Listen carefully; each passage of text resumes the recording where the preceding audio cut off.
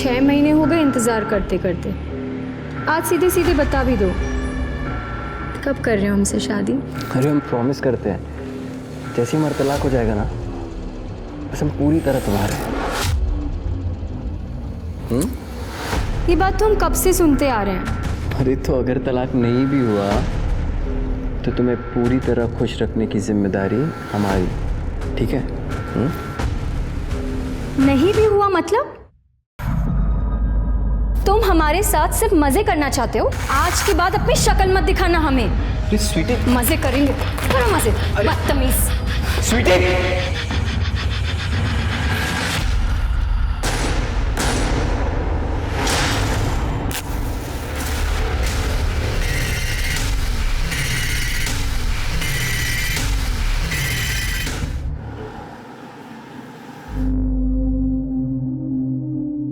अच्छा भाभी जी, मैं चलता हूँ, ठीक है?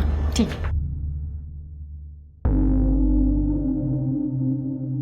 उड़ा लिए गुलशन अपने बॉयफ्रेंड के साथ। वैसे बहुत फट्टू है, हमें आते देखते ही भाग गया। अरे आप कैसी बातें कर रहे हैं? उसने नई गाड़ी ली है, इसलिए वो मिठाई देने आया था। अच्छा, अगर हम अभी घर नहीं आते ना तो उसके साथ कार में घूमने जाने का भी प्लान था ना?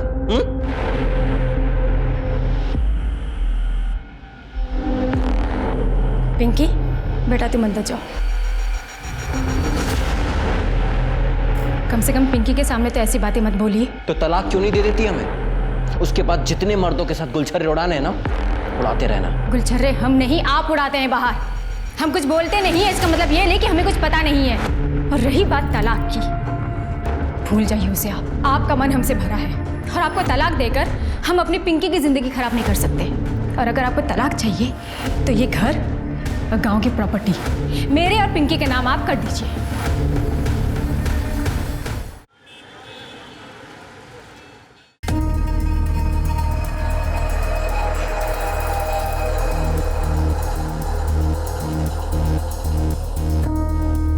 मनीषा, दीपक,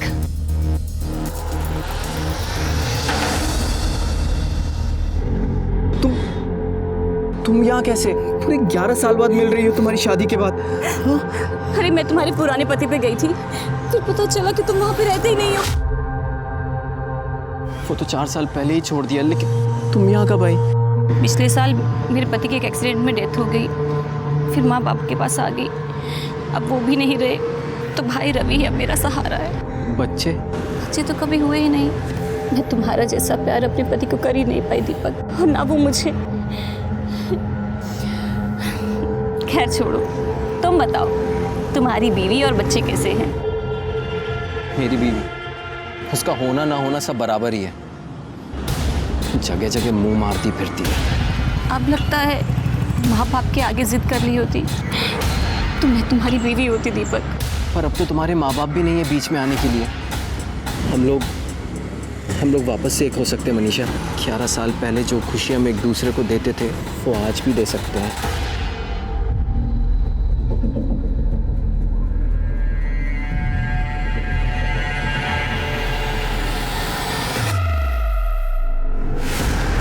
सुनिए जी आपके पति दीपक वर्मा है ना जी। आपके पति को हार्ट अटैक आया है। क्या? उनको यहाँ के गवर्नमेंट हॉस्पिटल में एडमिट किया मैंने। आप कौन है? मैं उनके ऑफिस में काम करता हूँ, उन्होंने मुझे आपको लाने के लिए भेजा है। जल्दी आइए आइए। सीट बेल्ट बांध लो आप।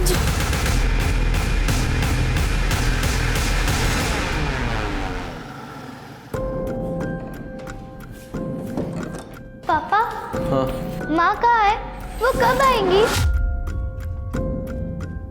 कब गई थी? दोपहर में। वो फोन घर पे भूल के गई है। आने तो उसको बताता हूँ अभी। आ गई। तुम यहाँ क्या कर रही हो मनीषा?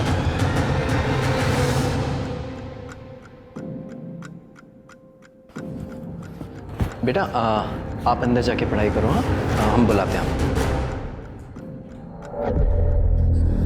तुम यहाँ क्या कर रही हो? कोई देख लेगा तो? देख लेने दो, मुझे किसी का डर नहीं। मनीषा, अरे मिठाई तो लाओ। तुम ना मुंह मीठा करो। पर ये कौन है? पहचाना नहीं? ये मेरा भाई है रवि। 11 साल पहले मिले थे तो छोटा सा था और हमारी मदद करने लायक नहीं था, लेकिन अब इसने हमारी मदद कर दी है। तुम्हारी बीवी को हमारे रास्ते से हटा दिया दीपक। सर पता नहीं हमारी बीवी राधा कहाँ चली गई। सर बहुत ढूंढने की कोशिश करी पर कहीं नहीं मिल रही। सर प्लीज कुछ कीजिए सर, हमें समझ में नहीं आ रहा हम क्या करें। तुम निराश मत हो, तुम्हारी बीवी को ढूंढने की कोशिश करेंगे। यादव, जी सर। इनकी मिसिंग कंप्लेन लो और कार्रवाई शुरू करो। आइए। Thank you sir. Hello,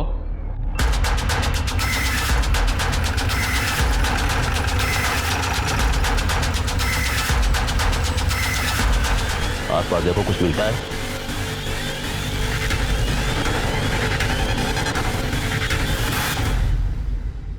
sir,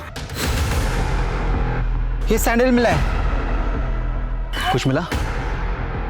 sir अभी तक कुछ ऐसा नहीं मिला जिससे बॉडी की शिनाख्त हो सके। कितनी मिसिंग कंप्लेन है? सर तकरीबन 20 से 22 होंगे।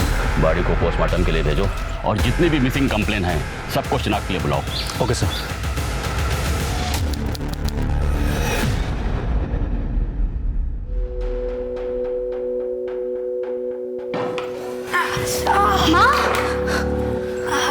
माँ, कितनी बार कहा है आपको? हमें बुलाया करो ना, हम हैं ना। बताओ आपको क्या चाहिए? अरे बेटा, इस उम्र में थोड़ी थोड़ी देर में बाथरूम जाना पड़ता है। अब तुझे बार बार तकलीफ देना अच्छा नहीं लगता है। माँ, आपने ऐसे कैसे सोचा? बेटी है तुम्हारी, आप हक से बोलो। जिंदगी भर हमें तो तुम्हें संभालना है। आइए आराम से। अच्छा माँ, हम चलते हैं, आप ध्यान रखिए अपना। ये लो सामान की लिस्ट। आगे से खुद ही जाना सामान लाने के लिए। इतनी बड़ी लिस्ट थमा दी। प्रकाश, ये बाकी के पैसे कहाँ हैं? वो तो खर्च हो गए। क्या 500 रुपये खर्च हो गए? मुझे तुम्हें सामान लेने भेजना ही नहीं चाहिए था। तुम्हें पता नहीं मेरी हालत क्या है? अरे ब्यूटी पार्लर से इतनी इनकम नहीं हो पाती है और तुमसे ना हम कमाई की उम्मीद ही छोड़ चुके हैं। हम तो कब से कह रहे हैं इस घर को बेच देते हैं, पैसों की दिक्कत भी खत्म हो जाएगी। इतना बड़े घर का करेंगे क्या? एक छोटा सा घर ले लेते हैं और एक अच्छा सा बिजनेस स्टार्ट कर सकते हैं। अरे ऐसे कैसे बेच दे घर? ये हमारा पुश्तैनी मकान है। दादाजी और पापा ने बड़े प्यार से इस घर को बनाया है। काफी यादें जुड़ी इस घर से, हम नहीं बेच सकते ऐसे। उन यादों को अचार डालोगी क्या? माँ की तबीयत देखिए, दिन ब दिन बिगड़ती जा रही है। जहाँ भी बैठती है वहाँ पे कपड़े गंदे कर देती है। कम से कम उन पैसों से माँ के लिए एक अच्छी नर्स रख सकते हैं। प्रकाश, अगर तू नौकरी कर लेना तो भी इस घर की हालत सही हो सकती है, समझा? हाँ, मेरे काम करने से सब ठीक हो जाएगा, पर ये घर मत बेचना। तो फिर से शुरू हो गया और मेरे जीते जी ये घर नहीं बिकेगा, समझे?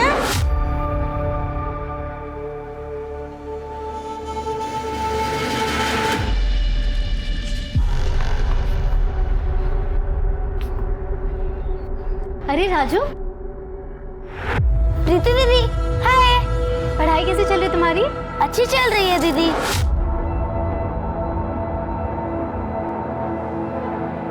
ये लो तुम्हारी चॉकलेट। थैंक यू दीदी। ए, क्या कर रहा है उधर? स्कूल नहीं जाना? चल अंदर जा तो जाके तैयार कर। ए, है क्या हाथ? क्या ये? चॉकलेट। कितनी बार कहा है अजनबी लोगों से कुछ मत लिया कर। समझ में नहीं आती बात एक बार में? चल ना।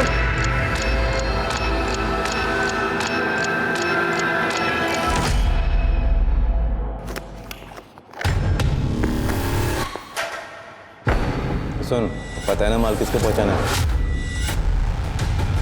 पता है चाचा, लेकिन कल तो ऐसा लग रहा था कि पुलिस वाले अंकल हमें पकड़ लेंगे। चुप कर। छोटे बच्चे पर कोई शक नहीं करता। काम करेगा तो खाना मिलेगा, नहीं तो बहुत मार खाएगा। समझ में आ रही बात? ठीक है। चल फटाफट दे क्या। शाबाश।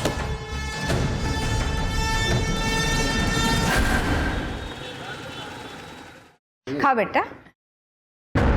अरे प्रीति, आओ बेटा आओ, तुम्हारी राह देख रहे थे। नमस्ते बुआ जी। नमस्ते बेटा। नमस्ते फूफा जी। खुश रहो बेटा। हाय विनोद भैया।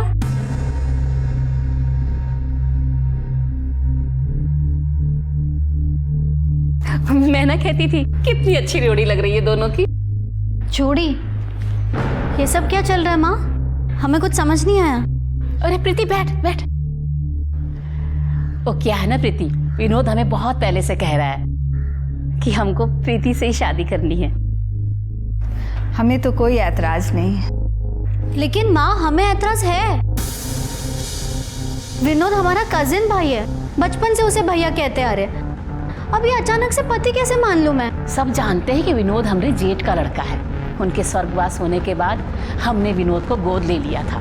अरे तुम्हारा भैया कहाँ से हुआ? अब कितना अच्छा रिश्ता है ना, घर की बात घर में रहेगी।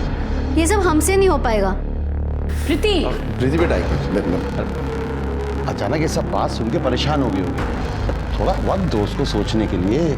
तू बैठ बेटा। प्रकाश उठ, ले समोसा खा। बैठ बैठ बैठ। घनश्याम क्या से लाया हूँ, बहुत पसंद है ना तुझे, खा। प्रीति, तुम शादी के लिए इनकार क्यों कर रही हो? तुमको पता है ना, हम तुमको बचपन से पसंद करते हैं। बचपन में खेल में हर बार तुम हमारी पत्नी बनती थी। तब की बात और थी, खेल था वो। हमने तुम्हें कभी उस नजर से देखा ही नहीं है। देखो प्रीति, मेरा दिल मत तोड़। तुम्हें चाहिए तो और समय ले लो। हम सब सोच समझ कर ही कह। बहुत हो गया तुम्हारा नौटंकी। अगर तुमको शादी नहीं करनी है ना तो ये घर बेच दो। ये घर हमारे भैया और पापा का है, इसमें हमारा भी हिस्सा निकलता है। सुन रही है ना आप? हमको हमारा हिस्सा चाहिए। ये सब कह के काहे को बात बढ़ा रही हो? देखो कितने परेशान हो गए तुम। दिमाग थोड़ा शांत रखा करो, सब ठीक हो जाएगा। अब प्रीति को भी थोड़ा वक्त दो सोचने के लिए। जल्दी क्या है? अब खाओ बेटा, तुम समोसा खाओ। लो लो, अरे खाओ बेटा।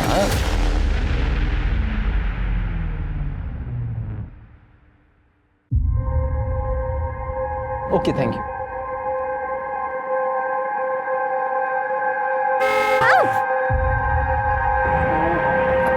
Sorry, I am sorry. आपको चोट तो नहीं लगी ना? नहीं नहीं, मैं ठीक हूँ, कोई बात ये नहीं। श्योर ना? हाँ मैं ठीक हूँ। अच्छा सुनिए, मेरा एक बिजनेस है। I mean MK adult diaper की जो एजेंसी है ना, वो मेरे पास ही है। उसी की मैं डिलीवरी करने आया था यहाँ पे। अगर आपकी पहचान में कोई एडल्ट हो जिनको इस तरह की कोई ज़रूरत हो तो प्लीज़ बताइएगा। वो हमारी माँ बीमार रहती है, तो क्या आपका प्रोडक्ट उनको काम आएगा? बिल्कुल आएगा। और सबसे अच्छी बात तो ये बहुत ही रीजनेबल है और कंफर्टेबल भी। ये बुजुर्गों को ध्यान में रखकर ही इसे बनाया गया है। वेट, ये लीजिए। ठीक है, कितने पैसे हुए? अरे नहीं, ये तो सैंपल है। आप इसे लेकर जाइए, अपनी मम्मी को बोलिए इसे इस्तेमाल करें। अगर वो कंफर्टेबल होंगी तो नेक्स्ट ऑर्डर आप जब देंगी ना तब मैं पेमेंट ले लूँगा। ओके, ठीक है, थैंक यू। आपका पता? जी, वो कस्टमर फॉर्म भरवाना पड़ता है ना, ये देखिए। अच्छा लिखिए। Thank you.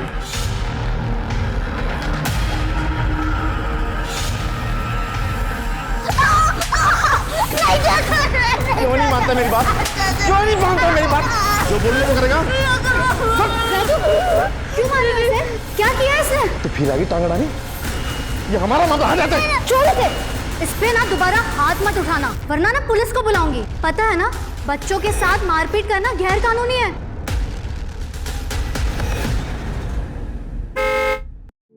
प्रीति जी। ओह हाय।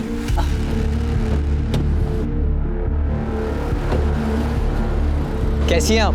मैं बिल्कुल ठीक हूँ। और आंटी जी की तबीयत? माँ भी ठीक है। और हाँ, वो डाइपर्स की वजह से काफी सुकून है उनको। Thank God. वो मैं यहाँ पे खाने के लिए आया था। यहाँ बहुत अच्छा पूरी भाजी का स्टॉल है, बहुत फेमस है। आप खाएंगी मेरे साथ? नहीं थैंक यू। क्या नहीं, आइए ना प्लीज, बैठिए। चलते। अरे प्लीज चलिए ना, वैसे भी अकेले खाने का मन नहीं होता है। प्लीज। अरे खाओ ना, तुमको अच्छा नहीं लग रहा है क्या? नहीं काफी अच्छा है। और तुम्हारी फैमिली में कौन कौन है? माँ है और भाई है बस। पापा कुछ साल पहले गुजर गए थे। और आपकी फैमिली में कौन कौन है? मेरी जिंदगी में बताने लायक ऐसा कुछ है नहीं। माँ बाप बचपन में ही गुजर गए थे। और बीवी बच्चे? मैं तो खुद अभी बच्चा हूँ। वैसे कोई लड़की मिली ही नहीं आज तक, लेकिन हाँ, जिस दिन मिलेगी ना उस दिन डायरेक्ट शादी ही कर लूँगा। प्रीति? विनोद? कौन है तू? विनोद चल चल विनोद अरे निकल रहा हूँ ना, एक मिनट। विनोद क्या हुआ क्या? कौन है तू? हुआ? क्या करता है इसके विनोद साथ? ए, हमारी होने वाली बीवी है, समझ गए? विनोद ये क्या बदतमीजी है?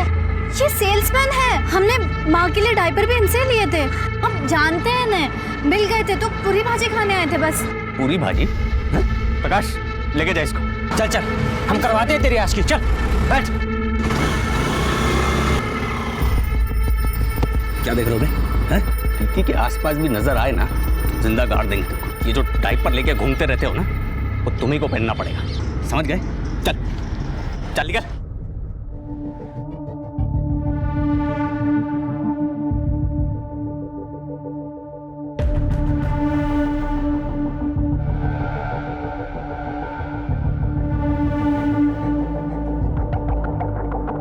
वो ब्यूटी पार्लर के बाहर इंतज़ार करने के बजाय तुम्हें फ़ोन करें तो चलेगा ना?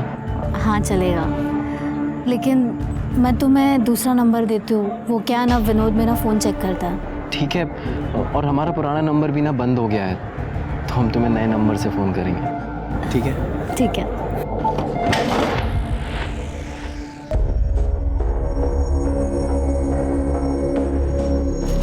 भैया दिन में ये सप्लाई का काम और रात को चौकीदारी, दो काम करके दिमाग भर आ गया है। पर क्या करें, परिवार के लिए सब करना पड़ता है।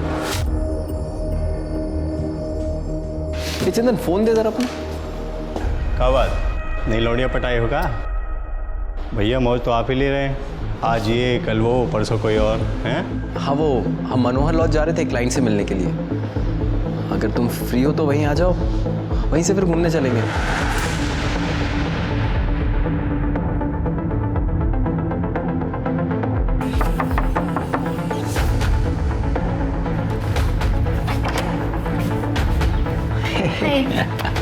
काम। दीपक तुम्हारा क्लाइंट कहाँ है?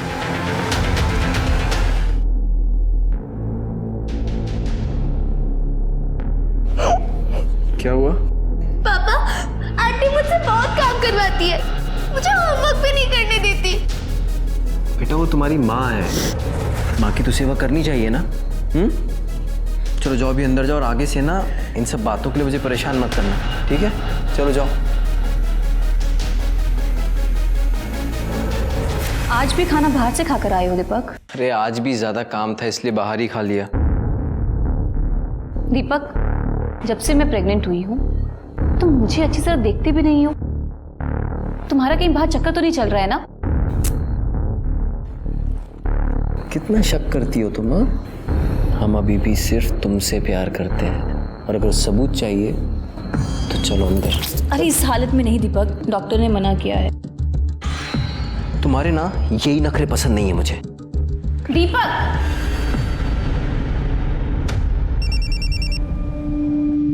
हाँ दीदी। रवि, हमें लग रहा है कि दीपक हमसे कुछ छुपा रहा है। शायद उसका कहीं चक्कर चल रहा है।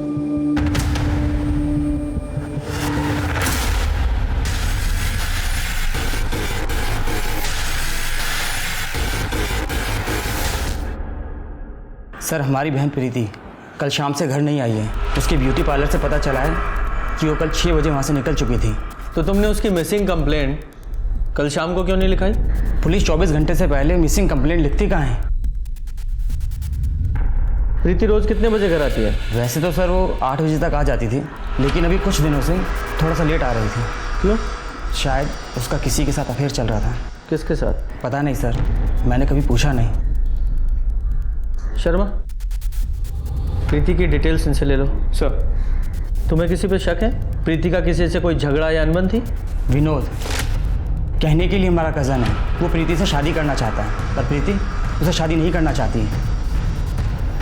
विनोद, हम तो प्रीति से 2 दिन पहले मिले थे, हमको क्या पता वो कहाँ है। हमने सुना है तो प्रीति को बहुत परेशान करता है, बहुत चिल्लाता है उस पर। सर, प्रीति को तो हम अपने घर की बहू बनाना चाहते हैं, हमें भी उसकी फिक्र है, और आप हम ही से सवाल पूछ रहे हैं। अब प्रीति की माँ अनुराधा का फोन भी आया था, वो बहुत परेशान है। आप प्रीति को ढूंढिए, बड़ी मेहरबानी होगी आपकी। सर प्रीति के मोबाइल रिकॉर्ड्स, उसके मोबाइल की लास्ट लोकेशन संगटा जंगल के आसपास की है, जिसके बाद उसका फ़ोन स्विच ऑफ हो गया। सर कॉल रिकॉर्ड्स में भी कुछ सस्पिशियस नहीं मिला है, ना कोई लेट नाइट कॉल्स, ना कोई ऐसे कॉल जिस पे बहुत देर तक बातें हुई। सभी कॉल्स या तो काम से रिलेटेड थी या तो फैमिली के साथ। सर संगठा जंगल में एक लाश मिली है।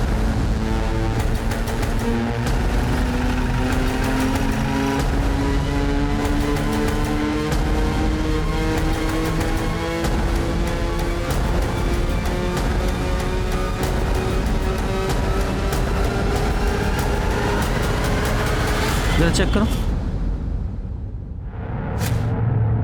सर ये तो प्रीति है। जिसका डर था वही हुआ। सर इसका सिर फटा हुआ है, शायद किसी भारी चीज से वार किया गया है। सर ये सैंडल दिखी, मतलब वो सैंडल भी प्रीति की थी और वो यहाँ से कुछ दूरी पे मिली, मतलब बहुत ज़्यादा चांसेस है प्रीति यहाँ भाग कर पहुँची। हाँ तो ये प्रीति यहाँ जंगल में क्यों भाग रही थी? कहीं ऐसा तो नहीं कि प्रीति का किसी ने किडनैप कर लिया हो और बाद में जब उसका किडनैपर यहाँ उसे मारने के लिए ला रहा हो तो ये बचकर भाग निकली। किडनैपर ने उसका पीछा किया और इस स्पॉट पे आके उसे दबोच लिया और मार डाला। सर ये मोबाइल और ये पर्स मिला। मोबाइल को एविडेंस बैग में डालो और साइबर सेल में भेजो। सर नहीं सर कुछ नहीं है। गुप्ता बॉडी को पोस्टमार्टम के लिए भेजो। सर सर प्रीति की पोस्टमार्टम रिपोर्ट के मुताबिक उसकी मौत 22 फरवरी की रात 6 से 9 बजे के बीच हुई है। मौत की वजह सर पे भारी चीज़ मतलब हथौड़ी जैसी किसी चीज़ से कई बार वार किया गया है। शर्मा प्रीति की 22 फरवरी की सारी टावर लोकेशन निकालो और सीसीटीवी फुटेज का क्या हुआ? सर जंगल के आसपास तो कोई सीसीटीवी कैमरा नहीं मिला। प्रीति के घर के आसपास कुछ कैमरास मिले हैं, एक टीम उसकी फुटेजेस को खंगाल रही है। सर हमने प्रीति की ब्यूटी पार्लर क्रॉस चेक किया, लेकिन प्रीति अपने पार्लर से करीब 6 बजे के आसपास निकल गई थी। फिर वो संगठा के जंगल में कैसे पहुंची? शर्मा उस एरिया के जितने भी हिस्ट्री शीटर हैं सबको उठाओ।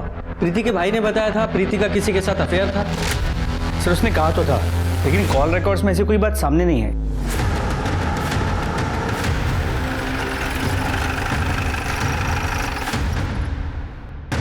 सर माँ घर की तलाशी लो।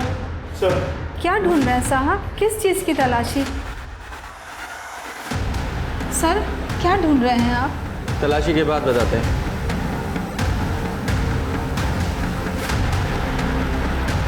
सर ये फोन में।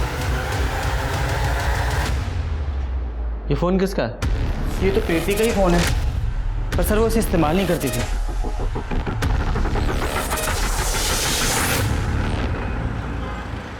ठीक है सर प्रीति के पुराने फ़ोन को चेक किया, पिछले 1 महीने से वो सिर्फ एक नंबर से बात कर रही थी। सर वो नंबर किसी चंदन मिश्रा के नाम पे रजिस्टर्ड है। उठा के लाओ चंदन मिश्रा को। साहब उस दीपक सिन्हा का अफेयर चालू था प्रीति के साथ। उससे बात करने के लिए वो हमारा फ़ोन इस्तेमाल करता था, कभी कभी तो खुद ही जेब से निकाल लेता था साहब। पुरानी जान पहचान थी तो हमने मना भी नहीं किया। इसके अलावा हम कुछ नहीं जानते साहब, हमने कुछ नहीं किया साहब। कुछ अच्छी कहानी है। कहानी नहीं है साहब, ये देखिए साहब, ये है दीपक सिन्हा। शर्मा इस दीपक सिन्हा की पूरी डिटेल्स निकालो।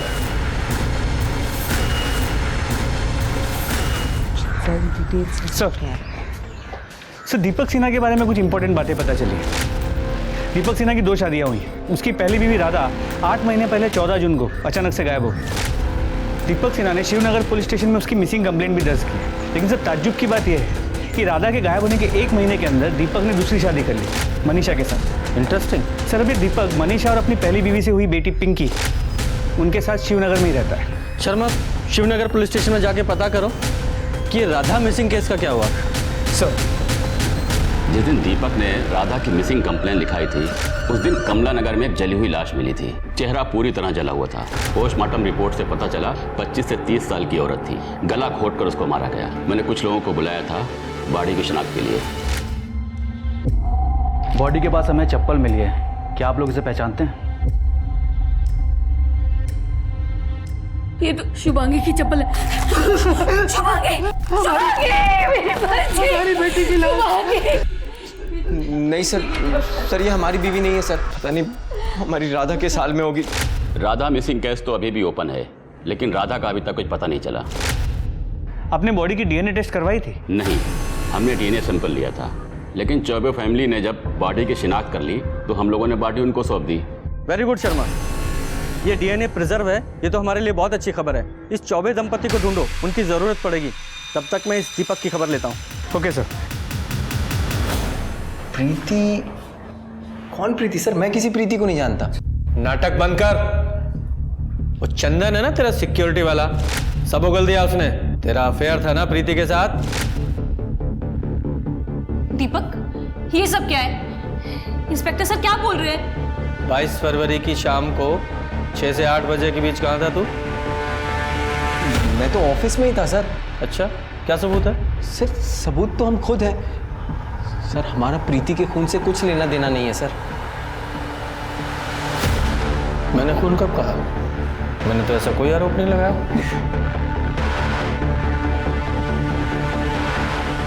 तो तुम्हारी बेटी? जी सर। जब तक प्रीति के कातिल नहीं पकड़े जाते शहर छोड़ के मत जाना।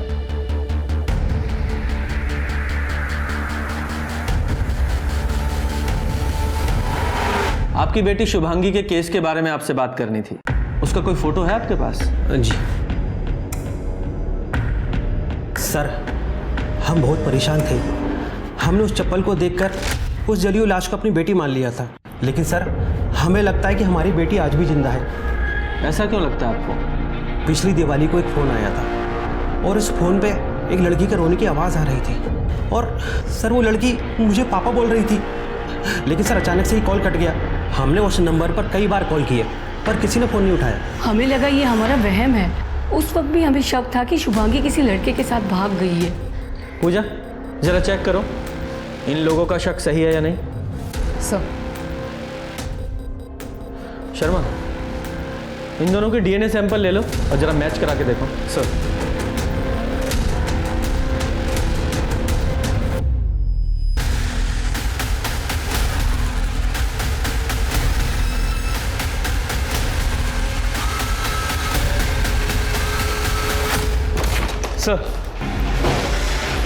सर, मेडिकल रिपोर्ट, जली हुई बॉडी शुभांगी चौबे की नहीं है। तो वो डीएनए दीपक सिन्हा की बेटी पिंकी से मैच करा के देखो। सर, दिवाली के दिन चौबे फैमिली को जो कॉल आया था वो नागपुर के रमेश नगर के पीसीओ से किया गया था। ये नागपुर पुलिस को कांटेक्ट करो और देखो ये शुभांगी जिंदा है या नहीं। सर।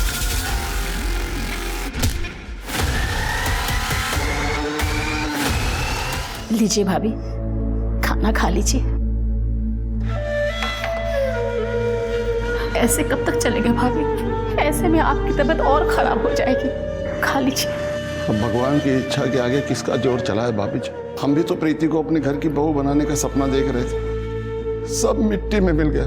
जिसने भी ये किया है भगवान माफ नहीं करेगा उसको। जाने वाले के साथ मरा तो नहीं जाता ना। हम है, प्रकाश है, हम सब आपका ख्याल रखेंगे। तो वैसे प्रकाश है कहाँ? हाँ ठीक है, जाओ जरा आसपास चेक करो, बॉडी चेक करो। सर ये तो प्रकाश है, प्रीति का भाई। एक ही परिवार के दो लोगों का खून होना ये कोई इत्तेफाक नहीं हो सकता। जरूर इसके पीछे कोई गहरी साजिश है। सर, इसके सिर पे भी वार किया गया है। घाव गहरा नहीं है, लेकिन ये चद्दर पे खून के निशान है और सर ये गले पे रस्सी के निशान है। ये देखकर लग नहीं रहा है ये क्राइम सीन है। सर, ये चद्दर पे से बाल मिला है। इसे लैब में भेजो सर। और चादर को भी लैब में भेजो और बॉडी को पोस्टमार्टम के लिए भेजो।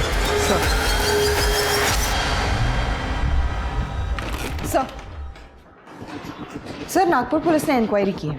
हमारा शक सही निकला। शुभांगी नागपुर में रहती है अपने पति के साथ। ये रही उन दोनों की फोटो। सर, शुभांगी ने कबूल किया कि उसके माँ बाप इस शादी के खिलाफ थे, इसलिए वो गोरखपुर से नागपुर भाग गई थी। Good job. इस शुभांगी को गोरखपुर आने के लिए बोलो। सर।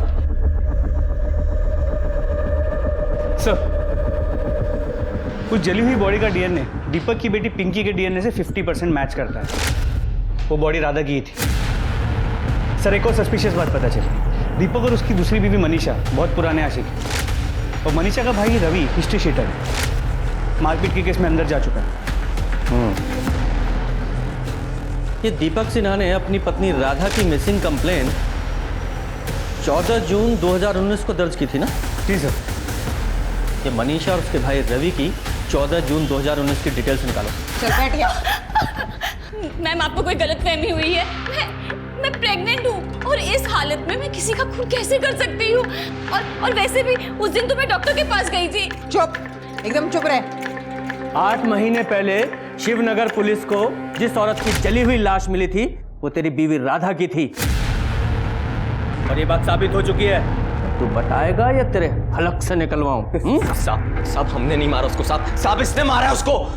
साहब झूठ बोल रहा है। साहब मैंने किसी को नहीं मारा साहब। 14 जून जिस दिन राधा का मर्डर हुआ, तेरे मोबाइल के टॉवर की लोकेशन उसी एरिया की थी जहां में उस औरत की जली हुई बॉडी मिली थी। पूरी इन्फॉर्मेशन है हमारे पास। साहब हमने कहा था ना साहब, यही खूनी है साहब। तेरे लिए किया मैंने सब कुछ, ये हमारे लिए किया, अपनी बहन के लिए किया। हमने कहा था राधा को मारने के लिए। मेरी बहन के नाम लगा तू से बीच में। अब ये भी बताओ कि प्रीति और प्रकाश को क्यों मारा? साहब हम तो प्रीति से प्यार करते थे, हम क्यों मारेंगे उसको? साहब इसने ही मारा है साहब प्रीति को भी। अच्छा, पहली बीवी को मारकर दूसरी शादी की और दूसरी बीवी के होते हुए तीसरी लड़की के पीछे पड़ा था तू। अगर तू प्रीति की जिंदगी में नहीं आता तो ये उसे नहीं मारता, जिंदा होती वो आज। साहब मैंने सिर्फ राधा को मारा साहब। आपके पति दीपक वर्मा है ना? जी। आपके पति को हार्ट अटैक आया है।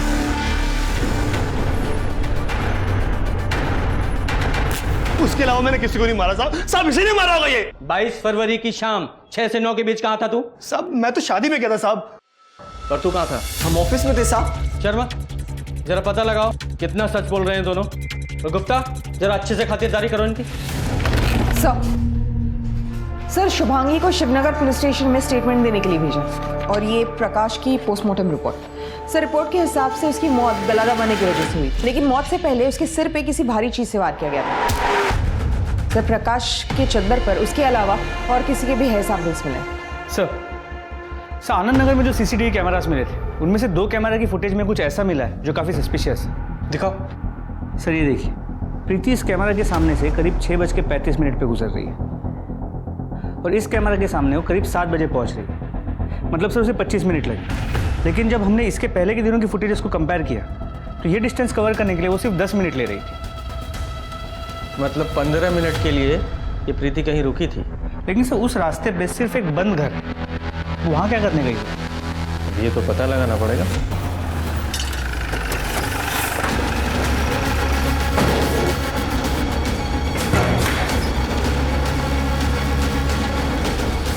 जरा चेक करो, वो दरवाजा देखो।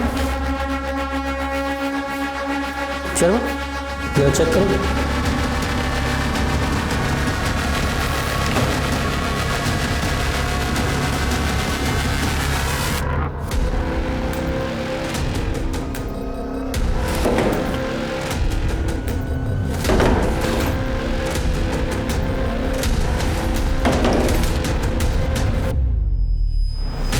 Raju Singh, 6th division, room number 105, Shankar road, Anand नगर।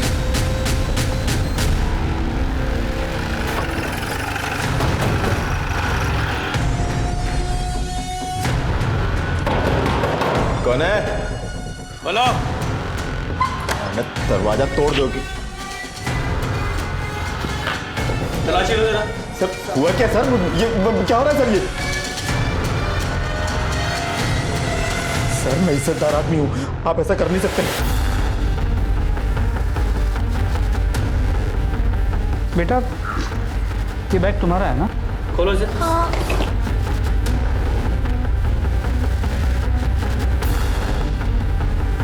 तुम्हारे बैग में ये कट्टा कहाँ से आया? बताना कहाँ से आया? कट्टे स्मगल करने के लिए बच्चे का इस्तेमाल करता है तू? बोल। सर ये देखिए क्या मिला। इज्जतदार आदमी है तू? ये है तेरी इज्जत? बेटा जरा 22 तारीख को प्रीति दीदी से मिले थे।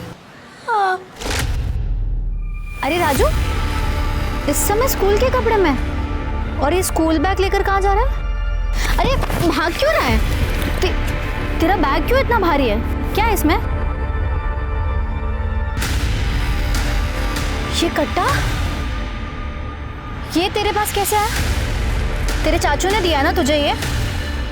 हाँ। आज तो मैं उसका बंदोबस्त करके रहूंगी, उसे जेल भिजवाऊंगी। चाचा प्रीति दीदी को पसंद नहीं करते थे और प्रीति दीदी को गालियां देते थे।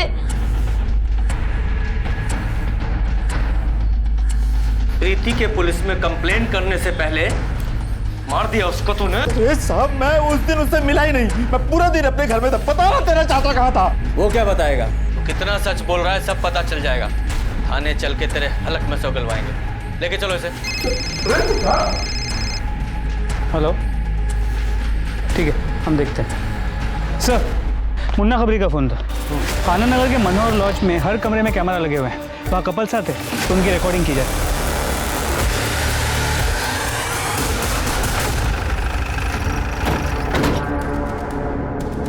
शर्मा, मैनेजर को लेके आओ। पूजा, हर एक रूम में बताओ कि हिडन कैमरे लगे हुए हैं, कोई पैनिक नहीं चाहिए। अब लोग जाओ, तलाशी लो। अरे साहब हमने क्या किया बता दो साहब। बट मैंने किया क्या है साहब? अभी पता चलेगा। गुप्ता, बाकी कमरे चेक करो। सर, ये 2 कैमरास मिले, बाकी कमरे चेक हो रहे हैं। क्या है ये? बोल वरना मार मार के टमाटर की तरह तुझे लाल कर दूंगा। बताता हूँ साहब, हम तो सिर्फ यहाँ पे काम करते हैं साहब। हमें कहा गया था कि इस वीडियो रिकॉर्ड करके उसकी कॉपी बना के एक आदमी को भेजते रहे। वो आदमी हमें उस वीडियो के बदले अच्छे पैसे देता है साहब। कौन है वो आदमी? कौन है वो आदमी?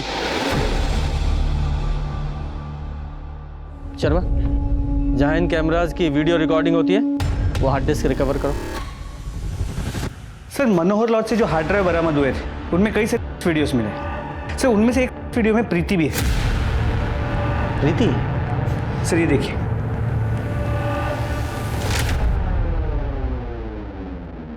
कोई नहीं है, सिर्फ मैं हूं तुम्हारा आशिक। प्लीज दीपक, ये सब मत करो। अरे प्रीति, प्यार करते हैं हम तुमसे। और कुछ नहीं होगा। दीपक प्लीज दूर जाओ। कुछ नहीं होगा प्रीति, मैं बोल रहा हूँ। दीपक मुझे छोड़ो। देखो शादी के बाद ये सब ठीक है, लेकिन उसके पहले कुछ भी नहीं। मुझे घर जाना है। नहीं, मुझे प्रीति हमारी बात सुनो। सॉरी, अब वो गलती हो गई हमसे। प्यार करते हैं तुमसे इसलिए थोड़ा सा बहक गए थे, पर तुम्हारी मर्जी के बिना हम तुम्हें कभी हाथ भी नहीं लगाएंगे। सच कह रहे हैं। और जल्दी हम तुम्हारे घर आएंगे शादी की बात करने। सच? हाँ, प्रॉमिस। उठा के लाओ इन मर्डर्स के मास्टरमाइंड को। सर,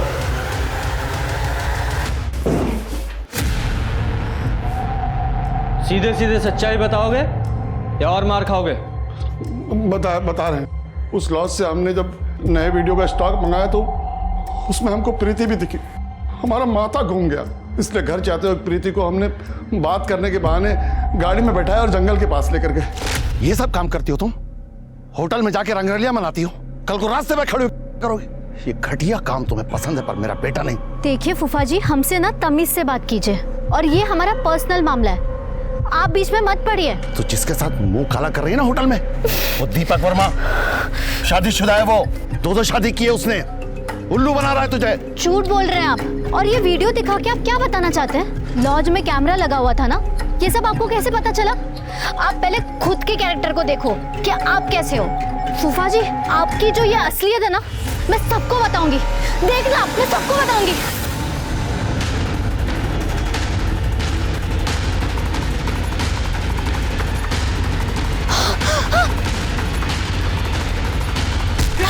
ये बात हमने अपनी बीवी को बता दी। पहले तो ये हम पे बहुत गुस्सा हुई, फिर इसको बदनामी का डर लगा तो। सुनो जी, हमको ना ये शहर छोड़कर चले जाना चाहिए। अरे पुलिस वाला बहुत होशियार होते हैं, अगर उनको पता चल गया कि प्रीति का खून आपने किया है तो जिंदगी भर जेल में सड़ोगे। फिर कितनी बार तुमसे कहा है कि ये बातें मुंह से मत निकाला करो। हमने मारा प्रीति को। देखो प्रकाश? पुलिस के पास जाएंगे और सब कुछ सच सच बता देंगे। हमारी बात सुनो ना प्रकाश, हम समझा रहे ना तुमको क्या हुआ था। हम उसकी लाश चादर में लपेट कर लेकर गए और जब फेंकने लगे तो हमको चादर पे खून लगा हुआ दिखा, इसलिए हमने चादर भी वहीं छोड़ दी। अब वही चादर तुम्हें फांसी के फंदे तक पहुंचाएगी। उस चादर पे तुम्हारे बाल मिले हमें। इन दोनों के खिलाफ दोनों मर्डर की चार्जशीट बनाओ। प्रीति और प्रकाश के खून के आरोप में चरणदास और उसकी पत्नी सुमन को सजा मिली। दूसरी तरफ राधा की हत्या के मामले में कोर्ट ने दीपक, मनीषा और उसके भाई रवि को दोषी करार दिया। हमने अक्सर लोगों को कहते सुना है कि किसी की सूरत देखकर उसकी सीरत का पता लगाया जा सकता है, लेकिन आज के जमाने में ये कहावत बिल्कुल लाजमी नहीं है। किसी पर भरोसा करना अच्छी बात है, लेकिन भरोसा करने से पहले उस इंसान को अच्छे से जांच लेना, परख लेना बहुत जरूरी है।